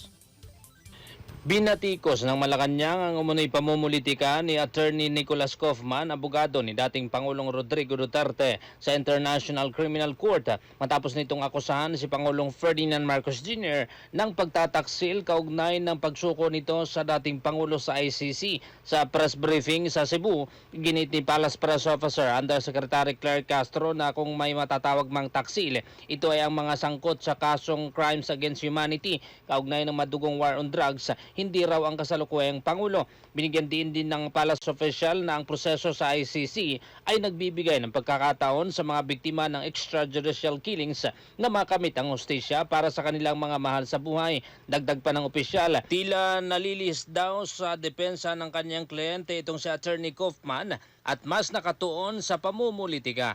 Patron 13, Gilbert Perdes para sa himpilang may totong las DWIZ. Nagbabalita ng tama, naglilingkod ng tama. Pasada Balita. Samantalang bilang ng mga inaasahang pasahero daragsa sa PITX sa darating na Holy Week, posibleng umabot sa 3 milyon. Balita mula kay John Riz Calata. Inaasahang papalo sa mahigit 3 milyong biyahero ang daragsa sa Parañaque Integrated Terminal Exchange, bunsod ng patuloy na pagtaas ng presyo ng mga produktong petrolyo. Ayon kay PITX Senior Corporate Affairs Officer Colleen Calbasa, posibleng sumirit ang bilang ng mga mananakay simula sa Marso 26 hanggang Abril 6. Simula March 22 hanggang April 6, inaasahan natin na 3 milyong pasahero ang dadagsa sa ating terminal. So nakikita po natin yung 3 milyon, inaasahan natin na magiging mas marami pa dahil mas marami na tayong mga commuters bukod sa provinces. Yung mga usual po nating mga commuters madadagdagan pa dahil nga sa pagtaas sa presyo ng gas. Dahil dito, nagsimula na anya sila sa paghahanda sa posibleng pagdagsa ng mga pasahero. Bunsod naman ang pagtaas ng presyo ng langis at bagong fare hike. Tiniyak ng PITX na mahigpit nilang babantayan ang presyuhan ng mga ticket ng mga bus company. So prior to that, nakikipag-organize na tayo ng malawakang meeting with the DOTR, LTFRB, MMDA, LTO para naman masiguro natin ang una, supply ng buses natin. And then syempre, yung seguridad ng ating terminal. Pangatlo, yung safety naman ng ating mga pasahero. Mas tayo ngayon, sir, binabantayan natin yung mga bus companies natin dahil ngayon sa pagtataas ng presyo. So, chinecheck natin kung tama ba ang pagtaas ng presyo within the fare matrix po ba. Although, syempre, extension na lang of our service yun, hindi naman talaga dapat natin siya ginagawa. Ako si John Riz Calata, nag-uulat sa himpilang may todong lakas. Sa DWIZ, nagbabalita ng tama, naglilingkod ng tama. Kapag may bagong balita, naka-on air, agad-agad, DWIZ Patrol Report. Samantala, naniniwala ang ekonomistang si Michael Ricafort na templated na o hindi na bago ang epekto sa buong mundo. Partikular sa ekonomiya ng Pilipinas ang lumalalang tensyon sa gitnang silangan. Ayon kay Ricafort, nakamulatan na ng mga Pilipino ang nasabing sitwasyon na nangyayari na rin noon pang dekada 80, panahon pa ni Winer Contino, at dekada 90, pati na rin noong 2019 dulot ng Russia-Ukraine War. Bagaman hindi na nagulat sa malalang epekto, pinayuhan naman ni Ricafort ang publiko na maghigpit pa ng sinturon o magtipid upang makaraos sa naturang krisis. Umaasa naman ang ekonomista na magtatapos na ang kaguluhan sa Middle East upang manumbalik ang normal na supply ng langis maging ang ekonomiya ng mundo. Sana yun na lang po yung panalangin na lahat. Matauhan yung mga nagigera dyan at mag-normalize na. Huwag na isabutahe yung mga barko, yung mga crew, na huwag i-hijack, huwag tirahin ng missile na nadaan dyan para tulungan ng mag-normal na yung supply. Ayun na lang po. Yan po ang tinig ng ekonomistang si Michael Ricafort sa panayam ng DWIZ. Pasada Balita. Bahagyang lumakas ang Philippine Peso laban sa dolyar matapos ang 4 na sunod na araw na paghina nito. Sa datos ng Banker Association of the Philippines, nagsara ang piso sa 59.8 centavos kontra sa dolyar, mas mataas ang 7 sentimo kumpara sa nakaraang araw. Anila, isa sa mga dahilan ng pag-angat ng piso ang pagbaba ng presyo ng langis sa pandaigdigang merkado. Kasunod ito ng panawagan ni US President Donald Uncle Trump na magtulungan ng mga bansa upang muling buksan at mapanatiling ligtas ang Strait of Hormuz na daanan ng supply ng langis. Bukod dito, may mga senyalis din na posibleng magtaas ang interest rates ang Department of Finance at Bangko Sentral ng Pilipinas sa mga susunod na buwan, layong palakasin ng piso at kontrolin ng inflation. Samantala, inaasahan ng mga analyst na mananatili ang galaw ng piso sa pagitan ng 59.60 centavos hanggang 59 pesos and 90 centavos kada dolyar. Pasada Balita. Sayuhan ng Department of Labor and Employment ang mga employer sa pribadong sektor na maaaring magpatupad ng flexible working arrangement sa gitna ng pagtaas ng presyo ng krudo dulot ng kaguluhan sa Middle East.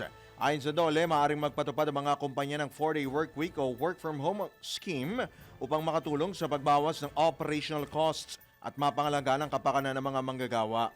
Ayon kay Bureau of Working Conditions Director Alvin Corrada, voluntaryo ang pagpapatupad ng alternative o flexible work arrangements kabilang ang telecommuting. Ipinaliwanag din ni Corrada na may ilang sektor na maaaring hindi kayang ipatupad ang naturang setup dahil maaari ito makaapekto sa ekonomiya. Itinagdag pa ng DOLE official na kinakailangang magsumitin muna ng ulat ang mga employer na magpapatupad ng flexible work arrangements sa online compliance portal ng ahensya kung magkaroon na ng kasunduan sa kanilang mga empleyado. Pasada Balita. Engineer Manuel Contino, oras muna sa Hudiya. 45 minutes after 7 a.m., tinututukan na ng Bangko Sentral ng Pilipinas ang posibleng epekto ng mataas na global oil prices sa pagdidesisyon ng monetary policy sa mga susunod na quarter. Ayon kay BSP Deputy Governor Zino Ronald Abenoja, pabago-bago ang sitwasyon kaya't naghahanda na sila ng iba't ibang senaryo na maaaring makaapekto sa inflation. Paliwanag ni Abenoja na kung panandalian lang ang epekto, maaaring manatiling kontrolado ang inflation. Ngunit, kung magpapatuloy ang pagtaas ng presyo, posibleng kumilos ang Monetary Board at magpatubad ng pagbabago sa interest rates. Matatandaan nitong Pebrero, nagbawas ang BSP ng 25 basis points sa policy rates na nagresulta sa kabuuang rate cuts na 225 basis points mula noong August 2024. Pasada Balita. Mga balitang dapat alam mo kahit sa labas ng bansa. DWIZ Balita sa ibang bansa. Inaproba na ng Spain ang pagpapalabas ng hanggang 11.5 million barrels ng langis mula sa kanilang strategic reserves sa loob ng susunod na 70 araw. Ayon sa Spanish Energy Ministry, ipinatupad ang nasabing hakbang bilang tugon sa tumataas sa pangangailangan at limitadong supply ng krudo sa international market. Isasagawa ang paunti-unting pag-release ng mga reserbang langis at magsisimula ang unang batch sa loob ng 15 araw. Nilinaw naman ng Espanya na bahagi ang hakbang ng mas malawak na plano ng International Energy Agency na maglabas ang hanggang 400 million na bariles ng langis upang matugunan ang krisis sa supply ng krudo. Pasada Balita. Text dito, Kuyang Drew, yung ministro ng Spain. Ba't daw hindi mo binanggit yung pangalan? Ha? Naro ba pangalan niya? Banggitin mo raw. Sara. Ano apelyido? Eh, Sports update na tayo.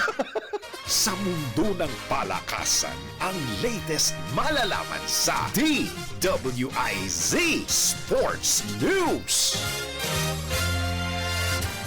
Kunin natin ang sports update mula sa bagong analyst, si paring Jordan Gutierrez. Wagi ang Gilas Pilipinas Women sa FIBA Women's World Cup qualifiers matapos talunin ng koponan ng Colombia sa score na 74-59. Nakuha ng Gilas Women ang kanilang unang panalo sa nasabing torneo at naiwasan ang winless run sa tournament sa record na 1-4. Pinangunahan ni Casey De La Rosa ang panalo matapos magpakitang gilas sa fourth quarter ng laro kung saan umiskor siya ng 14 points.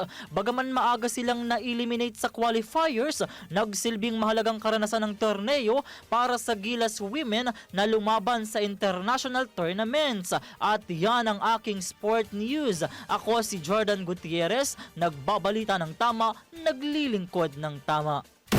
Pasada Balita. Balitang pangkalusugan. alam mo bang may tao na hindi pinagpapawisan? May alam mo kung ganyan. Talaga? Swimmers. Malamang. Divers pa. Oh yan, divers pa. Si Kuya Bert Moso. Ay, ibang klase Nagda-dive sumisidyo. yan. Nagda-dive yan. Ibang klase Diver sumisidyo. yan, diver yan. Kailangan pa ba niya ng headgear? Hindi na, no? Hindi na. Magaling yan. Oo. Pero ito, Kuya Bert Moso, dyan sa Subic, masarap mag-dive sa Subic. Ako, imbitasyon lang hinihintay ko. Oo nga, ewan ko ba. Pero ang hindi po pagpapawis o tinatawag po na anhydrosis ay isang kondisyon kung saan hindi kulang o o kulang ang pagpapawisang isang tao na mahalaga sa pagkontrol ng temperatura ng katawan. Ayon sa mga health expert, kapag hindi nakakapag-produce ng pawis ang katawan, maaaring magresulta ito sa sobrang init ng katawan o overheating na posibleng humantong sa heat stroke. Meron naman palang disadvantage. Ilan sa mga dahilan ng pagkakaroon ng ganitong kondisyon ay mga sakit na atopic dermatitis, miliaria o heat rash, multiple sclerosis, Shai-Drager syndrome at peripheral neuropathies. Payo ng mga eksperto, agad po na magpatingin sa doktor kapag may ganitong sintomas at iwasan ang sobrang init dahil ang maagap na paglutas sa anhydrosis ay mahalaga upang maiwasan ang mas malubhang kondisyon at uminom po ng maraming tubig. Pasada Balita. Ito na ang latest, bagong-bago, fresh na fresh. DWIZ Showbiz News.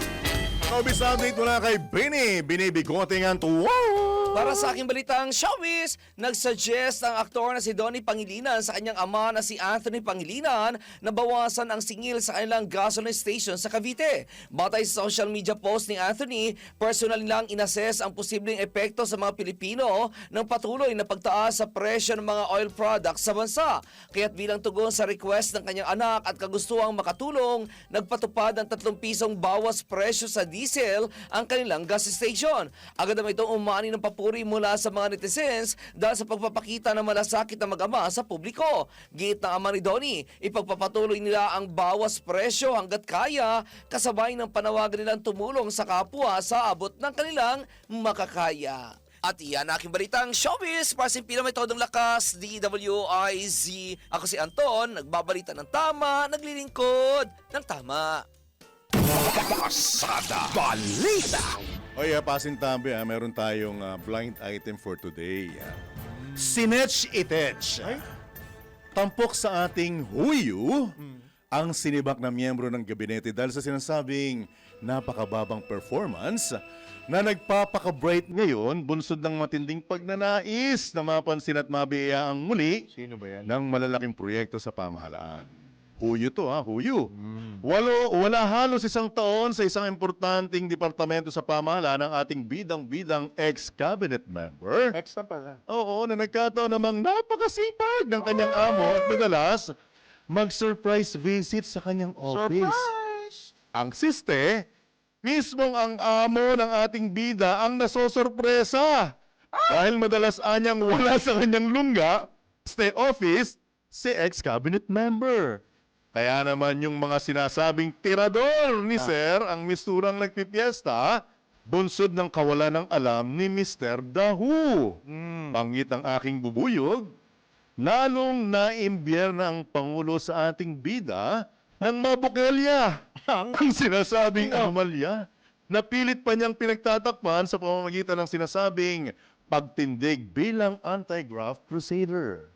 At upang mapabangong muli ang kanyang pangalan, umistilo si Mr. Dahu kapag gamit ng grupo ng mga magsasaka na may iilan lamang miyembro para intrigahin ng ilang kasalukuyang opisyal ng pamahalaan na nais niyang maawitan ng proyekto. Dagdag pa ng aking buling bubuyog, piyasa ang ating bida sa pag-imbento ng mga kwento para siraan ang mga target niyang government official hanggang sa puntong sinasabing gumagamit din siya ng ilang kolumnista na mistulang napaniwala ng kanyang pagiging anti-graft crusader. Ano ba yan? Kuno. Nagmamadali ka? Curious lang ako. Curious ka. Ito na. Ang ating bidang Dahu. Magandang AM muna sa mga bayani manggagawa. Ha? Pansagan natin siyang ML as in, pakilakasan ng konti. Mr. Lonely. Kilala ko ba yan? Kilala mo. Malungkot siya Pero malungkot siya dahil naolats. Itong nakaraang kalalan. Kaya pala. Nose na siya. Hindi kasi nakapagtanim. Okay. So, bibihira po ito kasi medyo masigasig si Mr. daw eh. Ha? Nagpapakitang gilas dahil gusto raw makakuha ng mga bagong malalaking proyekto sa pamahalaan. Abangan niyo po kung sino siya. Again, ang kanyang initial, Mr. The Who, ML as in... Galing ng chair ko po, Jimmy. Kilala niya yan. Ay, kilala mo rin. Panahon niya yan. May kumanta? Hindi. Yung bida? Yung bida. Ay, utang muna yung good news ha. Dahil binigyan daan natin itong Sinets. yung bubuyog daw, bubuyog. Ha? Masaya yung bubuyog. Baka rumakampas eh. Bida. Ay, oo nga no. Bida, ikaw talaga. Nililigaw mo yung ating clue eh. Anyway, at sumayin niyo po ang Wednesday edition pa lamang ng inyong nag-iisang Pasada Balita. Dito lamang yan sa DWIZ, nagbabalita ng tama. Naglilingkod ng tama. Kami po ang inyong naging kabalitaktakan, Johnny Banyes. Astro na sino? Ang tawayan po ang susunod na palatuntunang karambola. Engineer Juan Contihino, oras sa hudyat. Ilang tumbling pa, alas 8 na ng morning. Happy weekend, ML! You know! Ang mga balita, dudublihin ang